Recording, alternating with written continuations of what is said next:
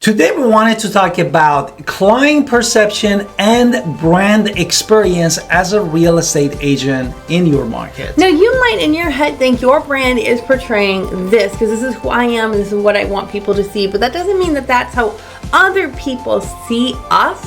So we want to look at really ways that we can look at how other people see us and look at the cognitive association that they have with our brand, so we can really see if we are building that trust that we're trying to build. Are we building that engagement? So you want to look at ways. You might be saying I'm a luxury agent, but it might be coming back that you're more like McDonald's. Or the opposite. So you might be looking for first-time home buyers where you come off as ultra luxe. So you have to really look at what is it other people see in there. Exactly. Therefore, the first thing that really we wanted to touch upon is the role of the brand experience. And the role of brand experience encompasses every interaction that you have with a client has with your brand, which could be a home buyer, home seller, investor, flipper, or commercial buyer.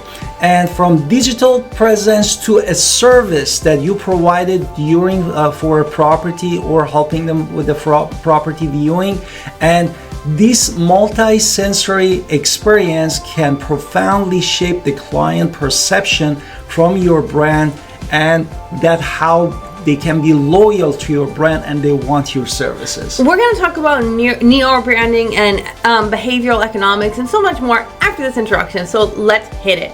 Hi, this is Alan Victoria. Welcome to our channel. Please go to theagentwolves.com and grab all of our giveaway. Also, we are part of the Wolf Pack, so you would get our entire upline if you choose to join us. And we do hope you want to join us at EXP, so we would love to be your sponsor. And also, please go grab an appointment with us and schedule a phone call. Now with neurobranding, this is basically where we look at neuroscience, which I learned from Big Bang Theory, to be entirely honest. But either way, we're going to see how our clients perceive our brand based on neuroscience. So we look at things like the functional magnetic resonance imaging to really see what is happening when people see something. So understanding, this is why we talked about color. This is why we talked about, are you ultra luxe? Are you talking about things? Because whatever you're putting out there is how people are going to emotionally react to your picture. So Don't just think, oh, I like this picture. It's way more than you like this picture, because it's more like, does this match your brand every single time? Because what do the clients get out of looking at that? Exactly.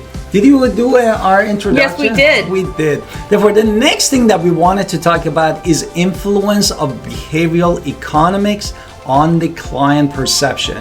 Therefore, this behavior can really explain why your client might choose one real estate, brokerage, or brand over another one. Concept like endowment effect or choice of the architectures. Those are just different ways that people look at different things. But basically what we're saying with this one is, why do some people take ownership or connect to one brand over the other? What is that about their positive messaging that you do not have in yours? So at the end of the day, we can't change how people feel, but if you're not getting the people who are most like-minded to you, we need to relook at our branding. So how do we do that? We look at metrics. Therefore, that's why we wanted to use the metrics to measure the brand experience. What Basically, are those metrics? This is going to be surveys, following up with clients. Maybe they didn't buy with you. Who did they end up buying with? Where did they buy? You can look this stuff up. We look this stuff up all the time.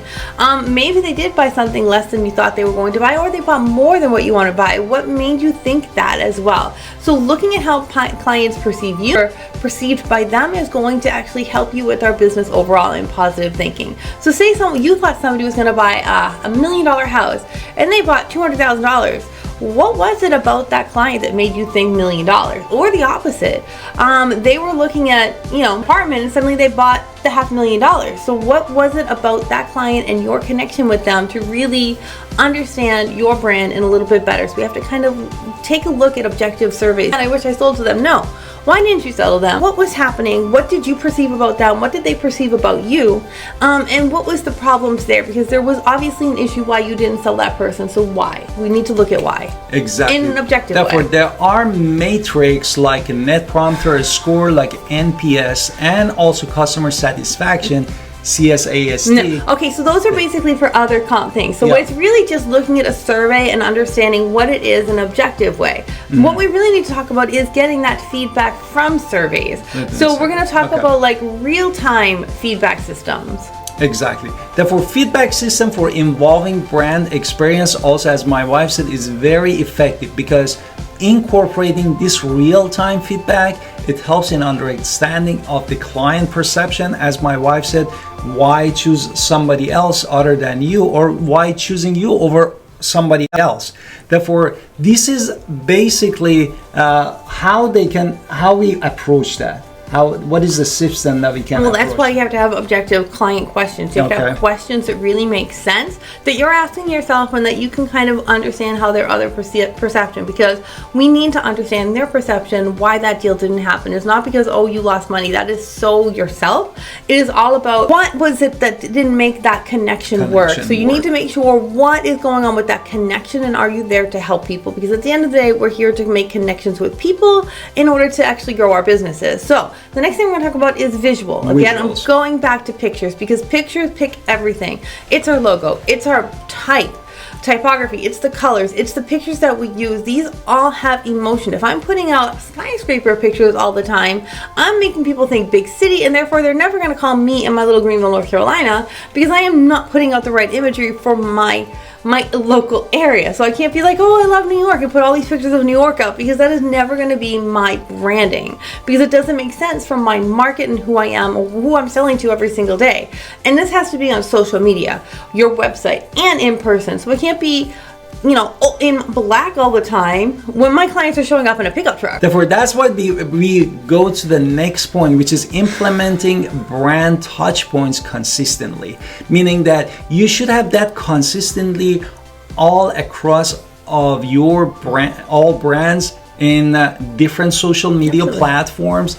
And this is a paramount, because this way you ensuring the client that you give them a unified brand experience anywhere that they go, they see you. Now on TikTok, on Instagram, on Facebook, on LinkedIn profile, or even on your Pinterest that is connected to the Google account. So your emotional branding really does matter. Everything that we choose has to be remembering it's going to elicit feelings of trust, security, belonging. So it is not what I like, it is how people are going to perceive that on me. So you really have to look at prediction and analytics and our feedback as much as possible to really understand what the client's true preferences are, what your preferences are that you're out there, because you don't have to help every client. You want to help the clients that you can help. So you want to understand who you've helped the best, what kind of clients are out there, and really how you can personalize how to help more people. Because that's the end of the day, we can only help so many.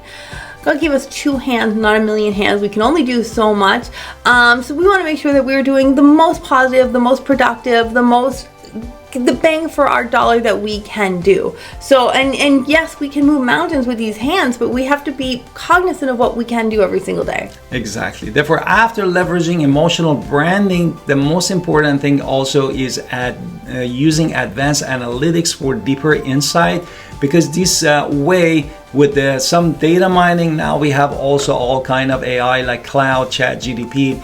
It can give us a deeper insight about client perception and brand recognition and experience, and these gonna help us to put us more in front of the client that we can work and help with. We can't wait to show you our master course. It is something we are working on, and it is coming soon, and we can't wait to share it with you. So please go to agentwolves.com. You can schedule an appointment with us, but we really have it there in order to make sure that you can get all our freebies. But our master class is coming soon, and we can't wait to share it with you. Exactly. And don't forget to watch all of our playlists, and don't forget to push that subscribe button to support our channel. See you next time, and love to connect with you.